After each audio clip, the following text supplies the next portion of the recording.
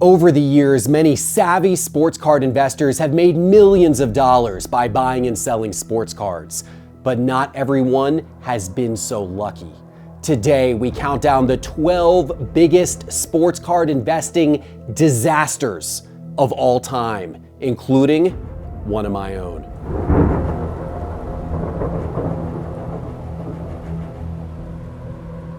They call him King James. And while he may be a king on the basketball court, he is also the king of causing great losses and pain for some sports card investors. LeBron James' most coveted rookie card, his 2003 Upper Deck Exquisite rookie patch autograph, is one of the most iconic sports cards of all time. And because of that, the price of this card rose quickly during the sports card boom in 2020 and 2021. But this iconic card became an iconic disaster for the poor fellow who paid $1.2 million for it in BGS 9 condition in August of 2021. Just 3 years later, in August of 2024, another BGS 9 of the same card sold for just $292,800 according to market movers. That's a price drop of over $900,000. Perhaps the king should sell his crown to help cover for that loss. Every year, collectors chase a new crop of young future stars, only to find out that most aren't destined to be stars at all. Trey Lance, Zach Wilson, Josh Rosen, Drew Lock, Kenny Pickett, and yes, even Will Greer come to mind as hyped quarterbacks who haven't panned out and cost sports card investors a lot of money. But perhaps the biggest example of all is Mac Jones. His card collapse is so extreme that he takes up 2 spots on this list. On June 3rd of 2022, Johnny Stone, a 13-year-old from Ohio, pulled the one-of-one Prism Black Finite Mac Jones rookie card out of a box of Prism football cards. Now, Johnny might just be a genius because his immediate reaction was to cash in. And cash in he did. He sold this card for $100,000. And while the card hasn't resold recently, it's safe to say that it has lost more than 95% of its value since that sale. Good call, Johnny, on selling it. But that wasn't the only Mac Jones investing disaster. Some sports card investors and collectors were so excited about Mac Jones' first cards coming out that when one of his first copies of his 2021 Donruss base card in PSA 10 condition hit the market in November of 2021, someone bought the card for $3,000. Recently, that same card has sold for as little as $2.25. That's a price drop percentage of 99.925%, quite possibly the largest price drop percentage for a sports card in history. It's a sports card investor's worst nightmare, pouring a bunch of money into an up-and-coming player only to watch his career cut short due to an injury, or worse, run-ins with the law. The biggest recent example of this might just be Wander Franco. It wasn't long ago that collectors were collectively spending millions of dollars on Wander Franco cards, thinking he was the future of Major League Baseball. But we all know what happened next. Allegations of highly inappropriate behavior that derailed his career and are causing him to face serious legal challenges in the Dominican Republic. You have to feel bad for the collector who paid $90,000 for his 2019 Bowman Chrome First Prospect Auto Orange number to 25 in BGS 9.5 condition in March of 2022. Because by late 2023, after the allegations surfaced, the same card sold for just $2,070, a drop of almost 98% in a year and a half, according to market movers. Andrew Luck's career ended in a much different fashion than Wander Franco's career, but that doesn't mean his cards fared that much better. Luck chose to walk away from his sport during his prime due to injuries and quality of life concerns, much to the disappointment of Colts fans and some sports card investors. Before he retired, Andrew Luck's 2012 National Treasures rookie patch auto cards were among the hottest cards in the football card market. So much so that according to Market Movers, in July of 2017, one collector paid $10,100 for a PSA 10 copy of that card. And at that time, back in 2017, that was a huge price to pay for any modern football card. But by May of 2023, a PSA 10 copy of the same card sold for just $612. It's safe to assume that the collector who experienced that 94% price drop must wonder what happened to his luck. Vintage cards are the safest investment, or so they say. And while that common logic has proven to be mostly true over the decades, not even vintage cards were completely immune to the sports card price drops of the last few years. Take, for example, the most iconic card of them all, the 1952 Topps Mickey Mantle. A card this beautiful should never drop in value, but drop it did. In October of 2021, when vintage card hysteria was very high, Market Mover shows that a PSA 8 copy of this card sold for just over $2 million. But just under 2 years later, in September of 2023, another PSA 8 copy sold for just $972,000. Now, not every PSA 8 mantle is the same, and the higher priced copy did look a little bit nicer. And over the long run, this card may still very well prove to be a good investment even for the higher priced buyer.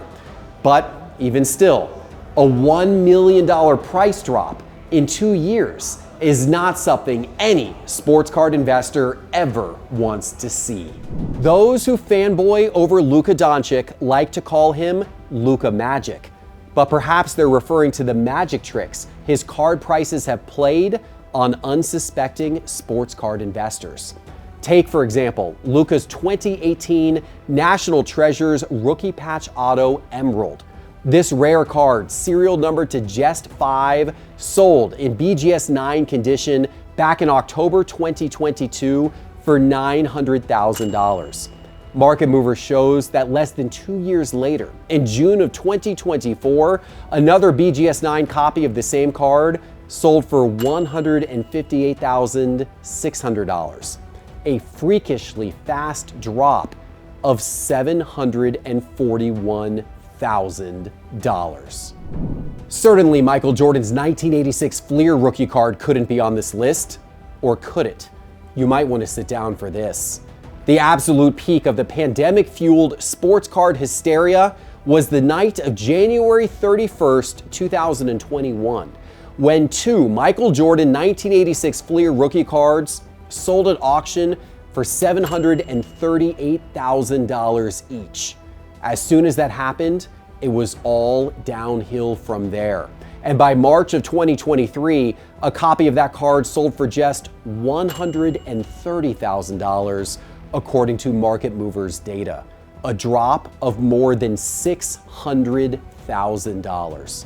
And although this card likely now remains a solid long-term sports card investment, it will take many years or possibly many decades before its price returns to that $738,000 peak achieved back in 2021. Imagine the greatest quarterback of all time also being one of the worst sports card investments of all time.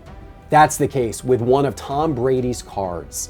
It's hard to imagine this because Brady so rarely lost on the field, but off the field, his 2000 Contenders rookie ticket auto PSA 10 dropped down in horrible defeat. According to Market Movers, in August of 2021, someone paid $2.88 million for a PSA 10 Auto 10 version of this card.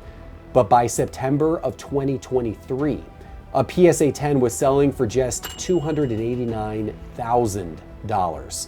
That is a drop of almost $2.6 million in just 2 years. Now, I believe that it's likely this card will prove to be a good long-term investment for the person who paid $289,000 for it. But for that person who paid $2.88 million, they're going to have to wait a lot longer before they ever have a chance of making their money back. Perhaps no player is more symbolic of the hysteria over sports card speculating during the pandemic than Zion Williamson. He was supposed to be a generational talent. In reality, he's caused a generation's worth of misfortune for some sports card investors. So he too occupies 2 spots on our list today. There are so many Zion cards we could show that have tumbled mightily, but none greater than his National Treasures rookie patch autos. And it was back in April of 2021, at the height of the sports card boom, when one unfortunate investor paid almost $270,000 for a gold out of 10 version of Zion's National Treasures RPA in BGS 9 condition. But by January of 2023, just a year and a half later, another BGS 9 of the same card sold for just $66,000, a drop of more than $200,000.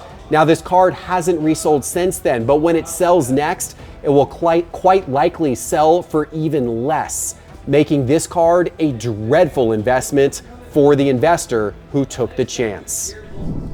And while an expensive Zion Gold RPA may be out of reach for most collectors, even Zion's most basic cards caused great heartache to everyone who bought them. Take, for example, Zion's 2019 Prism Base PSA 10 card. Would you believe that in late 2020, that card was selling for more than $1,000, with some sales reaching as high as $1,300, according to market movers? And at the end of 2024, that same card was selling consistently for around $20, a 98% price drop for one of the most heavily collected cards of all time. Finally, I have to throw myself under the bus here as well. Imagine going all in on a young hometown quarterback who wouldn't even make it through this season before being benched and eventually traded away. That's what happened with Desmond Ridder. Entering the 2023 season, I thought the Atlanta Falcons had the pieces they needed in place to thrive, and I thought Desmond Ridder was going to prove to be their quarterback of the future. So in the summer of 2023, I acquired 2 of Desmond Ridder's biggest cards of all time, his 2022 Prism Black Finite 1 of 1 and his 2022 Prism Black Shimmer 1 of 1. They only cost me $23,000 in cash plus $7,500 in trade for a total value of $30,500. Now, I liked Ridder's upside, but I was also very well aware of the downside risk. I knew that if he didn't pan out, those cards could quickly lose 90% of their value or more. And pan out, he didn't. I still own those cards, but it's safe to say that when I eventually sell or trade them, it will be one heck of a gut punch for me. I hope you enjoyed our list of the 12 biggest sports card investing disasters of all time, and hopefully it didn't scare you too bad. Because the truth is that sports card collecting is a ton of fun, and investing in sports cards can be quite profitable. But just make sure not to follow the hype. Do your research, take your time, and buy what you love, because in the long run, that's always going to hold value to you, even if the value drops. Thanks for watching, and we'll see you soon with our next episode. Good night.